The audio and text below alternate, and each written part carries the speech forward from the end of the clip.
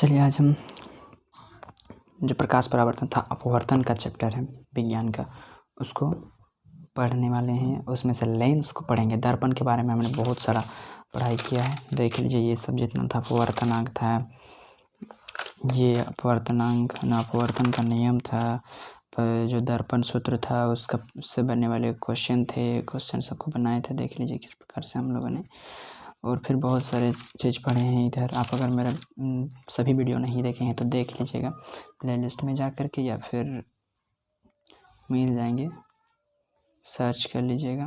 देखिए किस प्रकार से प्रतिबिंब बनता है। ये उत्तल दर्पण से बनने वाले प्रतिबिंब, स्थिति, प्रकृति, ये सब मैंने हम लोगों ने पढ़ा था। समतल दर्पण से किस प्रकार से बनता है, फिर प्रकाश जो यहाँ से शुरू किए थे, बहुत बढ़िया से इसको समझाया गया है, एकदम सरल भाषा में, अपने भाषा में। आप लोगों को बहुत पसंद आएगा, एक बार जरूर देख लीजिए, ठीक है। इस प्रकार से मैंने समझाया था। तो चलिए अब हम पहुँचे हैं कहाँ पर, लेंस पर। और लेंस को आज मैं समझाता हूँ कि लेंस क्या होता है। तो मैंने परिभाषा में लिखा है कि वैसा पारदर्शी माध्यम जिसका दो अपवर्तक सतह है तथा कम से कम हो कंडीशन है, ठीक है, हो तथा कम से कम एक अपवर्तक सतह वक्र हो, लेंस कहलाता है। एक वैसा पारदर्शी माध्यम, पारदर्शी मतलब होता है ट्रांसपेरेंट, मतलब इस पार से उस पार दिखाई देने वाले, इस पार से उस पार प्रकाश गुजरने वाला माध्यम को ही पारदर्शी माध्यम कहते हैं। जैसे कि कांच को ले लेंगे तो वो क्या हो जाता है, पारदर्शी माध्यम। माध्यम वैसे देखा जाता है 3 प्रकार का होता है। कौन कौन सा? एक होता है पारदर्शी, एक है अपारदर्शी,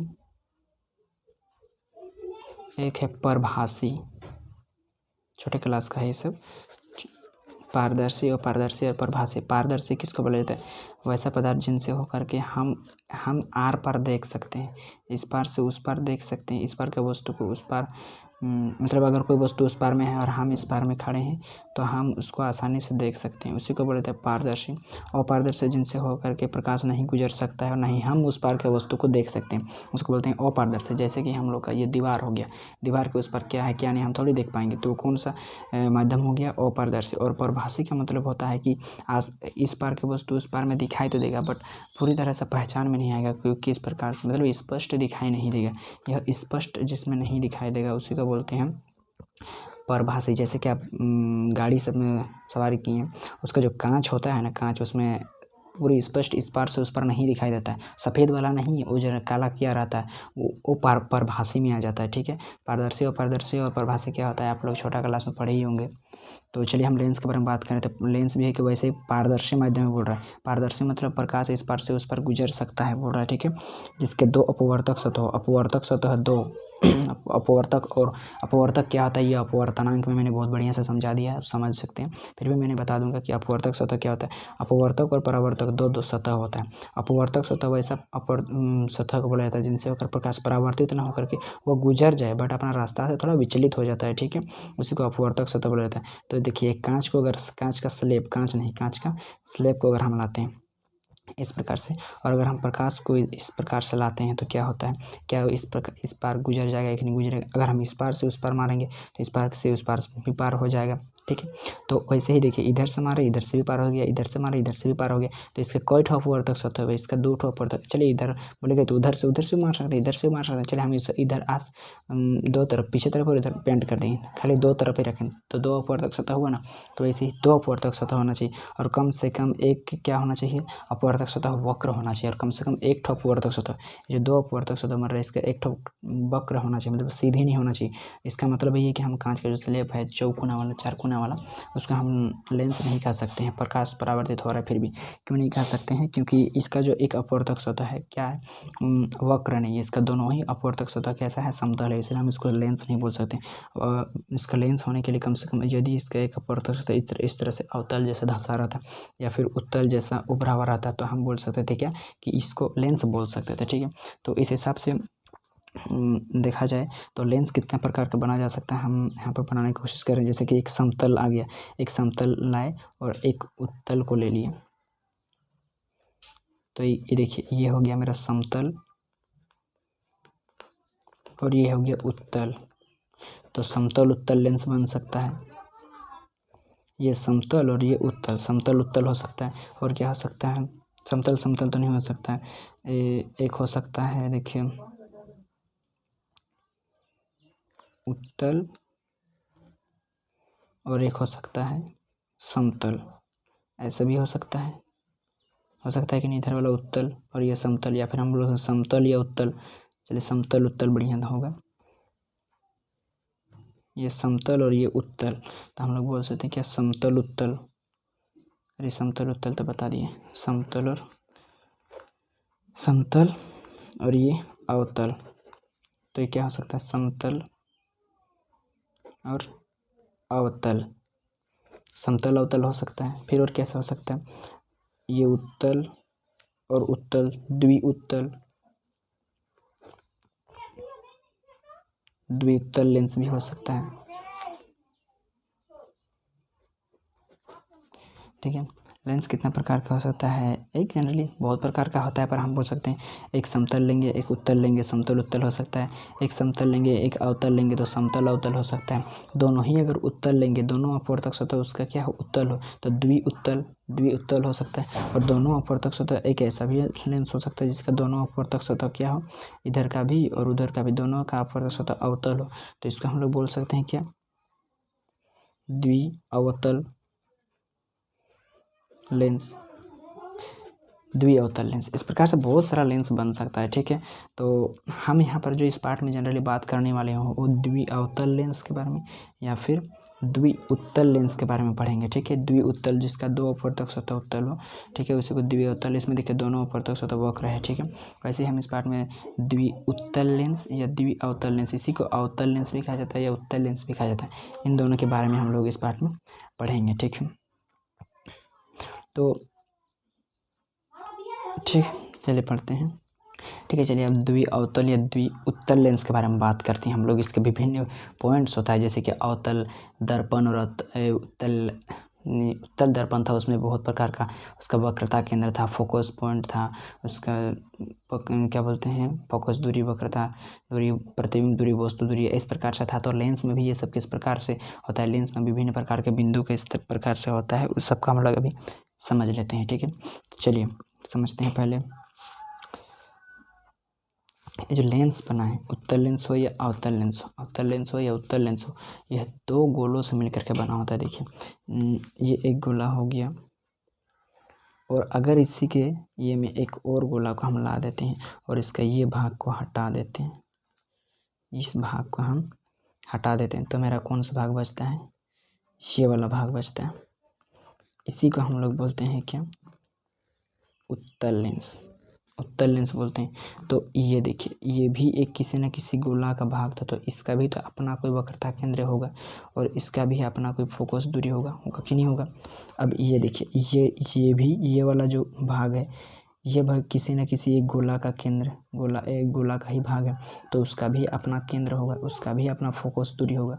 इस प्रकार से जो क्या बोलेंगे, जो लेंस है उसका अपना अपना जो वक्रता केंद्र है, दो ठो है, तो इसीलिए हम इसको C1 और C2 से दिखाते हैं।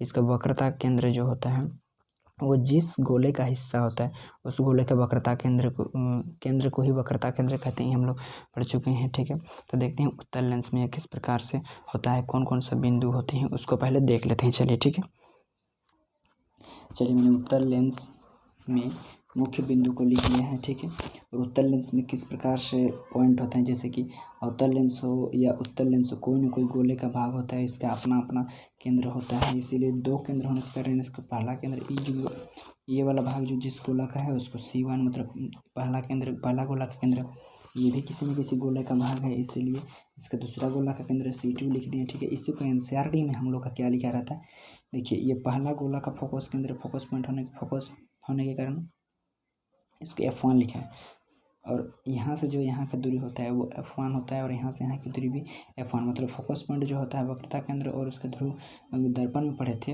का मध्य बिंदु होता है। ठीक है, तो मध्य बिंदु होता है, तो क्या यहाँ से यहाँ अगर F1 है तो यहाँ से यहाँ भी F1, इसी प्रकार से हम C1 को 2F1 भी बोल सकते हैं। यहाँ से यहाँ की दूरी F2 है और यहाँ से यहाँ की दूरी भी F2, तो इस प्रकार से इसको हम 2F2 भी बोल सकते हैं। ठीक है, और इसका जो क्या बोलते हैं, इसके जो लेंस है उनके वक्रता केंद्र, दो वक्रता केंद्र हैं, उनसे होकर के एक काल्पनिक रेखा खींचा जाता है, ठीक है, उसी को कहते हैं मुख्य अक्ष। आपको ये सब परिभाषा सब पूछ भी सकता है, मैं लिखा नहीं रहा हूँ, ठीक है, कि तो इस प्रकार से हम बोल दे रहे हैं कि इसको वक्रता केंद्र के बीच से होकर के एक रेखा खींचा जाता है, जिसको क्या कहा जाता है, मुख्य अक्ष कहा जाता है, ठीक है। और जिस प्रकार से दर्पण था, दर्पण का परावर्तक सतह का जो मध्य बिंदु होता था उसको ध्रुव बोला जाता था, उसी प्रकार लेंस का भी क्या होता है, एक मध्य बिंदु होता है, ठीक है, मध्य बिंदु होता है, उसी को ओ बोला जाता है, और उसको हिंदी में प्रकाशिक केंद्र कहा जाता है। प्रकाशिक केंद्र किसको बोलते हैं, लेंस के मध्य बिंदु को, और दर्पण के मध्य बिंदु को तो उसको बोला जाता था ध्रुव, ठीक है, आपको समझ में आ गया।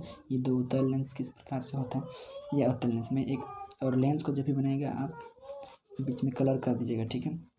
चलिए, ये तो मैंने उत्तल लेंस के विभिन्न बिंदु को बात किया, ठीक है। अब चलिए बात करते हैं अवतल लेंस के विभिन्न बिंदु पर, बिंदु किस प्रकार से होता है उसका। ये मैंने अवतल, द्वि अवतल लेंस मतलब अवतल लेंस को ले लिया हूँ, ठीक है। इसमें भी ये भी किसी न किसी गोले का भाग है भाई, आपको समझ में तो आ रहा है ना, अगर नहीं आ रहा तो कमेंट कीजिएगा, आ रहा है तो भी कमेंट कीजिएगा, ठीक है। ये के भी किसी न किसी गोले का भाग है, तो जिस किसी का भी गोले का भाग है उसको हम लोग सी बोल सकते हैं ना, सी मतलब वक्रता केंद्र बोल सकते हैं। चलिए इधर वाला समझते हैं पहले, इधर वाला किसी न किसी गोले का भाग है, इसीलिए इसको C1 मतलब ये पहला गोला का केंद्र है, ठीक है, इसीलिए C1। और इसी गोला का एक फोकस दूरी होता है, इसको F से दिखाते हैं, तो ये पहला गोला का है इसलिए F1, और यहाँ और ध्रुव के बीच की दूरी F1 अगर है तो यहाँ से की दूरी भी F1 ही होगा, इसलिए यहाँ पर F1 और यहाँ पर F1 मतलब 2F1 हो गया। इसी प्रकार से इधर 2F2 2F2 और F2 हो गया। इसे समझ गए होंगे। इसका जो मध्य बिंदु होता है, ये लेंस का मध्य बिंदु, उसको प्रकाशिक केंद्र कहा जाता है, ये भी समझ लिए, ठीक है। अब हम लोग चलिए बात करते हैं कि लेंस को टाइप कितने प्रकार का होता है, लेंस को कितने कैटेगरी में बांटा गया है, ठीक है, उसको समझते हैं। चलिए मैंने लेंस जो है, लेंस को दो भागों में बांट दिया है, एक को बोलते हैं अपसारी लेंस और दूसरे प्रकार के लेंस को बोलते हैं अभिसारी लेंस। लेंसों को जनरली दो टाइप में बांटा गया है, एक अपसारी लेंस और एक अभिसारी लेंस। तो ये अपसारी लेंस किसको बोला जाता है और अभिसारी लेंस किसको बोला जाता है, आपको पता है। ये अपसारी का मतलब पता है और अभिसारी का मतलब पता है, क्योंकि ये दर्पण में भी आया था। अपसारी उसी को कहा जाता था जो प्रकाश को फैलाने का काम करता था, फैलाता था, ठीक है। और अभिसारी उसी दर्पण या उसी दर्पण को कहे थे, हम लोग बोले थे, जो आ रही समांतर जो सूर्य से आती है प्रकाश की किरणें, उन सभी समांतर किरण पुंजों को क्या करता है, एक जगह पर क्या करता था, वो जमा करता था। इसी गुण के कारण, यही गुण को देख करके गुण के आधार पर लेंस को दो भागों में बांटा गया है। लेंस या तो अपसारी हो सकता है, नहीं तो अभिसारी हो सकता है। तो ही अपसारी के जगह पर हम लोग अवतल लेंस को बनाए हैं, और अपसारी के जगह पर अवतल लेंस को, और अभिसारी की जगह पर हम लोग उत्तल लेंस को बनाए हैं। तो आपके मन में डाउट या फिर क्वेश्चन हो सकता है कि जो अवतल लेंस है उसको अपसारी लेंस, या उत्तल लेंस है उसको अभिसारी लेंस क्यों कहा जाता है, ऐसा क्वेश्चन पूछेगा। तो अवतल लेंस को अपसारी लेंस क्यों कहा जाता है, ये फिगर देख करके आपको समझ में आ गया होगा, क्योंकि यह मुख्य अक्ष के समांतर जितने भी समांतर किरणें आएंगे उनको क्या करेंगे, अब अपवर्तन के बाद, वहाँ परावर्तन के बाद हो रहा था, मुख्य अक्ष के समांतर आ रही प्रकाश की किरणों को अपवर्तन के बाद, लेंस से अपवर्तन के बाद, लेंस से अपवर्तन के बाद क्या होता है, जो प्रकाश की किरण है उनको अपसरित करने के कारण अवतल लेंस को अपसारी लेंस भी कहा जाता है। जिस प्रकार उधर परिभाषित किए थे उसी प्रकार से इसको भी परिभाषित कर दीजिएगा। और इस पर किस प्रकार का होता है, ये दो किरण को मैंने दिखाया, लेकिन यहाँ पर जितने भी किरण लाएंगे वो फोकस से होते हैं, एक डॉट डॉट से इसका इमेज बनता है इस प्रकार से, ठीक है। इमेज को नहीं, हम अपसारी के गुण के बारे में बात कर रहे हैं, इसलिए जो कि यह प्रकाश को क्या अपवर्तन के बाद क्या फैलाता है, मतलब अपसरित करता है, जिस गुण के कारण अवतल लेंस को अपसारी लेंस कहा जाता है, ठीक है। और अभिसारी लेंस, उत्तल लेंस जो होता है, इसको कैसे और क्यों बोलते हैं अपसारी लेंस, इसको देख लेते हैं थोड़ा सा। चलिए आपको समझ गया अपसारी लेंस, अवतल लेंस को अपसारी लेंस क्यों कहा जाता है, क्योंकि इस मुख्य अक्ष के समांतर आ रहे प्रकाश की किरणों को अपवर्तन के बाद, लेंस से अपवर्तन के बाद क्या होता है, प्रकाश को फैलाने का काम करता है, मतलब ये अपसरित करता है, जिसके कारण क्या, इसी गुण के कारण जो अवतल लेंस है उसको अपसारी लेंस का कहा जाता है। और अभिसारी लेंस क्यों कहा जाता है उत्तल लेंस को, उत्तल लेंस को अभिसारी लेंस क्यों कहा जाता है, तो क्योंकि मुख्य अक्ष के समांतर आ रही जितने भी प्रकाश की किरण है,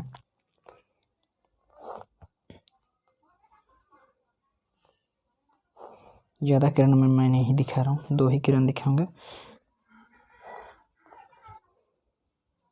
और यह सब हमेशा प्रकाशिक केंद्र के बीच से होकर के ही अपवर्तित होता है। और ये लोग अपवर्तन के बाद फोकस पर क्या हो जाता है, आके जमा करता है जितने भी समांतर आता है, जितना भी सूर्य का प्रकाश, उन सभी को एक बिंदु पर जमा कर देता है प्रकाश की किरणों को। और उसी प्रकाश के जहाँ पर ये जमा करता है उस बिंदु को फोकस पॉइंट कहते हैं। इस प्रकार से परिभाषित कर दीजिएगा आप लोग कि प्रकाश मुख्य अक्ष के समांतर आ रही प्रकाश की किरणें मुख्य अक्ष के एक बिंदु पर अपवर्तन के बाद, लेंस अपवर्तन के बाद मुख्य अक्ष के एक बिंदु पर जमा हो जाता है या अभिसरित हो जाता है। उसी बिंदु को ही फोकस कहते हैं, मुख्य फोकस कहते हैं उत्तल लेंस का। इस प्रकार से हम लोग बोल सकते हैं। तो आपने देखा कि उत्तल लेंस में समांतर आ रही प्रकाश की किरणें दर्पण से लेंस से अपवर्तन के बाद मुख्य अक्ष के एक बिंदु पर क्या हो जा रहा है, जमा हो जा रहा है, अभिसरित हो जा रहा है, जिसके कारण उत्तल लेंस को अभिसारी लेंस कहा जाता है। और इसके कारण क्या, जनरली हम लोग जो लेंस देखते हैं जो कंपास में हम लोग का रहता है इस प्रकार से गोल वाला, इस प्रकार रहता है, इस प्रकार का एक लेंस रहता है कंपास में हम लोग का। देखिएगा जो सूर्य का प्रकाश हम लोग जो उधर से आता है, और अगर इधर में कागज़ रख देते हैं तो क्या सूर्य का छोटा सा प्रतिबिंब दिखाई देता है और वो चलने लगता है, क्योंकि क्या करता है, वही ये उत्तल लेंस रहता है। वो जितने भी समांतर आ रही प्रकाश की किरणों को क्या करता है, अपवर्तन के बाद उस लेंस से अपवर्तन के बाद सबको एक जगह पर जमा कर देता है। और क्या वो जगह बहुत ज़्यादा उष्ण हो जाता है, जिसके कारण ज्वलनशील ताप से जब कागज़ का ज्वलनशील ताप से ज़्यादा हो जाता है तब क्या होने लगता है, आग कागज़ सुलगने लगता है, जलने लगता है। ठीक है, अवतल लेंस जब अवतल दर्पण के बारे में पढ़ रहे थे, अवतल दर्पण के बारे में, तब भी हम लोग अवतल दर्पण का प्रयोग सौर भट्टी में देखे थे कि क्यों किया जाता है, क्योंकि जितने भी प्रकाश किरण समांतर आ रही थी उसको एक जगह पर क्या अभिसारित कर रहा था।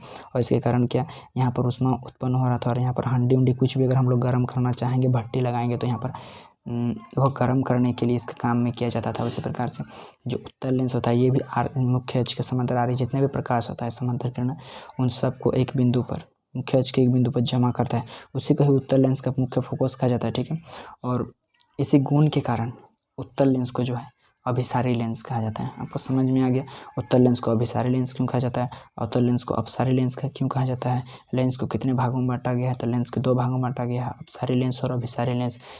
किस आधार पर, तो गुण के आधार पर, प्रकाश के फैलाने या फिर जमा करने के गुण के आधार पर। ठीक है, अवतल लेंस में किस प्रकार से कौन सा बिंदु होता है, इसको प्रकाशिक केंद्र कहा जाता है। उत्तल लेंस में किस प्रकार से बिंदु होता है। ठीक है, और उत्तल लेंस की परिभाषा, इन सब चीज़ को अभी हम लोग जान लिए। ठीक है,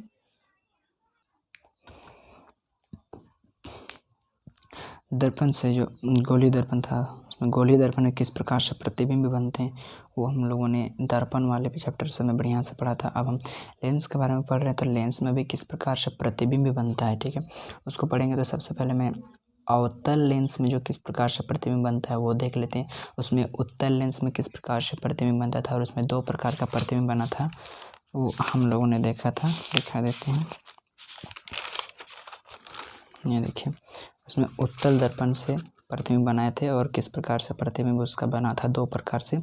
वो इस प्रकार से हम लोग देखा उत्तल दर्पण में 2 प्रकार, वैसे ही अभी हम लोग बनाएंगे अवतल लेंस से प्रतिबिंब जो बनाएंगे इसमें 2 प्रकार का प्रतिबिंब बनेगा और इसमें भी 2 ही प्रकार का प्रतिबिंब बनेगा। जैसे उसमें लेंस बना था इसमें दर्पण बनेगा, मतलब अवतल लेंस बनेगा। ठीक है, चलिए जब वस्तु को हम लोग कहाँ पर रखेंगे, जब वस्तु को अनंत पर रखेंगे, इधर बहुत दूर में अनंत इन्फिनिटी में हम वस्तु को रखेंगे तो ये प्रतिबिंब कैसे बनेगा, कहाँ बनेगा और कितना बड़ा कि कितना छोटा बनेगा वो हम लोग देख लेते हैं। ठीक है, चलिए मैंने एक वस्तु ले लिया है जिसको अनंत पर रखा हूँ और देखते हैं इसका प्रतिबिंब किस प्रकार से बनता है। तो सबसे पहले यहाँ से जो किरण आएंगे उसको लेंस से अपवर्तित करके देखते हैं और दर्पण में किस प्रकार से बनते हैं देखते हैं। ये मैंने एक प्रकाश लाया और ये क्या हो गया, लेंस से जो अवतल लेंस है वहाँ से अपवर्तन होने के बाद यह यहाँ से अपवर्तित हो गया और इसके हम आभासी जो डॉट डॉट लाइन से देख रहे हैं कि यह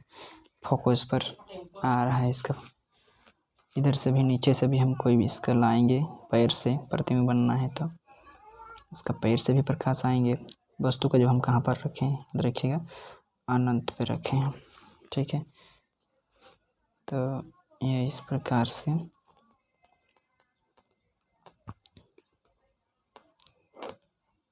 जो प्रकाश है अपसारित हो जाएंगे।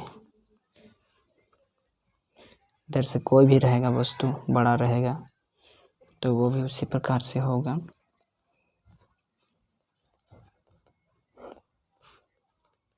इसका हम कितना भी किरण लाएंगे, इसे यहाँ से भी लाएंगे तो देखिए वस्तु के हर एक बिंदु से आता है प्रकाश की किरणें, ठीक है।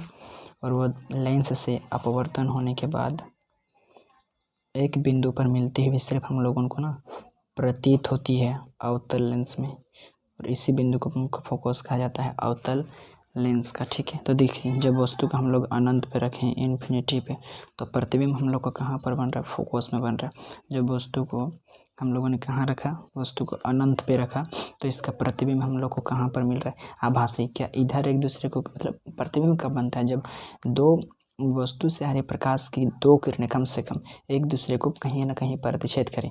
तो क्या ये कहीं एक दूसरे को प्रतिच्छेद करेंगे, इम्पॉसिबल, क्योंकि ये इस तरह से बढ़ रहा है। इधर कोई मतलब इस तरह से बढ़ेगा तो कोई इधर जाएगा, क्या आगे कहीं पर प्रतिच्छेद करेगा नहीं।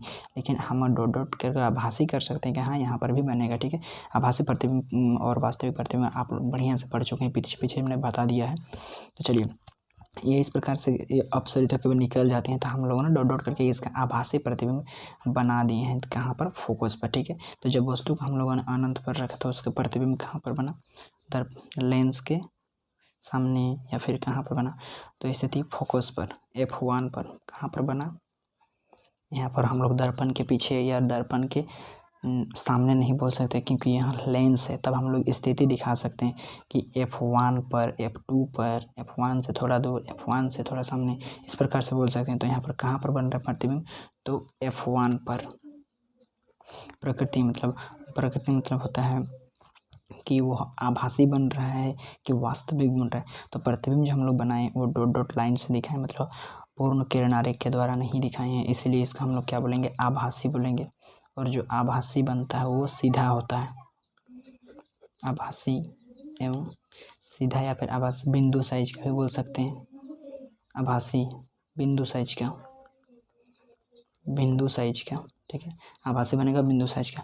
और प्रकृति कैसे बनेगा, ये वास्तविक बनेगा, उल्टा बनेगा, आकार में वास्तविक बनेगा कि उल्टा बनेगा, आकृति कैसा होगा, तो ये यहाँ पर हम लिख सकते हैं बिंदु साइज का, बिंदु साइज, ठीक है।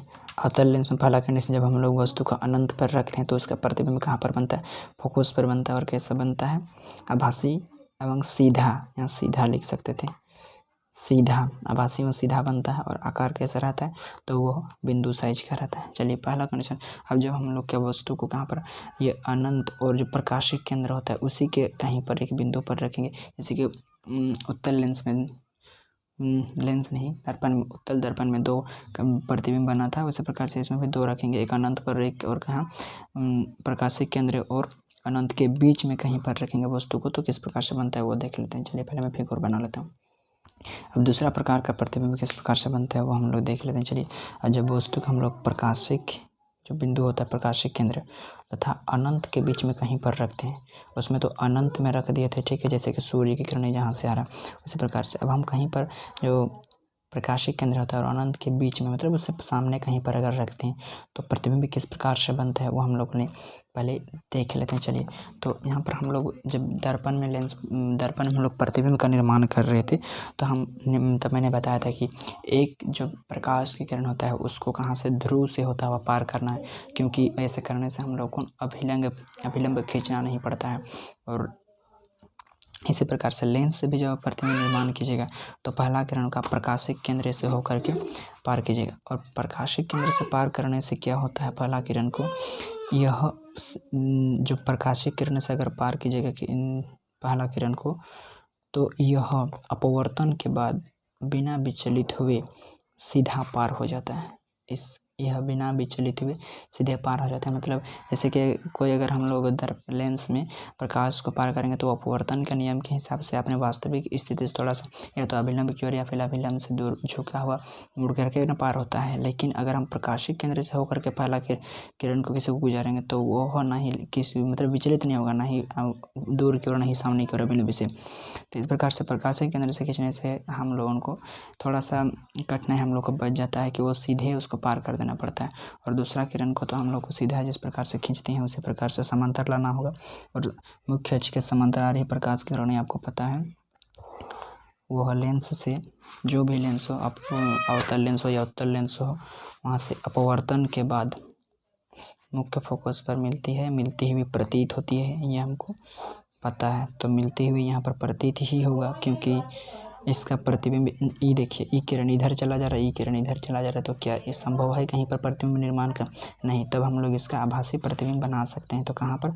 फोकस पर ही बनेगा। ठीक है, फोकस पर बनेगा नहीं है मेरे भाई, ये फोकस पर नहीं बनेगा, फोकस से होता पार हो जाएगा। ठीक है, ये एक दूसरे को कहाँ पर प्रतिच्छेद करते हैं वहीं पर ना बनेगा। तो ये किरण इधर चला गया और ये किरण सीधा। आभासी जब हम इसका डॉट डॉट खींचे तो ये देखिए ये दोनों बिंदु इस जगह पर क्या किए, एक दूसरे का प्रतिच्छेद की हो रही है। यहाँ पर हम लोगों को क्या मिला, इसका प्रतिबिंब मिल गया। लेकिन कैसा बना देख लीजिए, छोटा सा आदमी एकदम छोटा। तो स्थिति कहाँ पर हुआ, तो फोकस और प्रकाशिक केंद्र के बीच में। ठीक है, फोकस तथा प्रकाशिक केंद्र के बीच में। लेकिन एफ फोकस नहीं लिख सकते क्योंकि इधर भी तो फोकस है, इसलिए हम लिख सकते हैं कि F1 तथा O के बीच। ठीक है, प्रकृति या आभासी हुआ कि वास्तविक हुआ, तो डॉट डॉट लाइन से बनाए हैं, इससे आपको पता चल ही जाता है कि यह क्या हुआ, आभासी। और उल्टा हुआ कि नहीं, सीधा। आभासी एवं सीधा हुआ। और आकृति में कैसा हुआ, वस्तु से बड़ा कि छोटा हुआ, तो वस्तु से छोटा, वस्तु से छोटा हुआ। ये आप लोगों को पता चल गया। चलिए, अवतल दर्पण में किस प्रकार से प्रतिबिंब निर्माण होता है ये हम लोगों ने अभी तक हम जान लिया। अवतल दर्पण से जब हम वस्तु को अनंत पर रखते हैं तो वह अवतल लेंस अपवर्तन के बाद एक आभासी प्रतिबिंब का निर्माण करते हैं फोकस पर। ठीक है, जब हम अनंत पर रखते हैं तो फोकस पर आभासी व सीधा प्रतिबिंब, बस काल्पनिक एक प्रतिबिंब का बनाते हैं। और जब वस्तु का हम लोगों ने उसका प्रकाशिक केंद्र और अनंत के बीच में कहीं पर रखते हैं तो भी वो प्रतिबिंब का निर्माण करते हैं। ठीक है, तो ये भी आभासी प्रतिबिंब का निर्माण करते हैं। और जो पहला गोला था उसका फोकस और प्रकाशिक केंद्र के बीच में बनाते हैं और वस्तु से छोटा बनाते हैं। ये हम लोगों ने देख लिया। ठीक है, लेंस क्या होता है आप लोगों ने समझ ही गए होंगे, लेंस किस प्रकार से बनता है ये भी आप लोगों ने जान लिया। ठीक है,